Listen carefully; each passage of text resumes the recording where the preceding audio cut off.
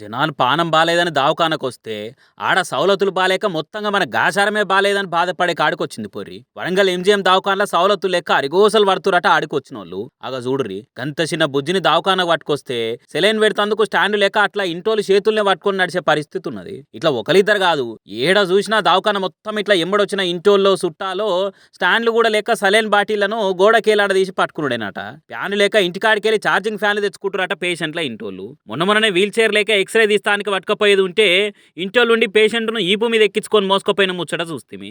అయినా దవాఖానకు వస్తే కూసున్న కాన్నే చెకింగులు చేసి మందులు రాసి ట్రీట్మెంట్ చేయరు కదా. ఫస్ట్ సిటీ రాపించుకొని తిరగాలి.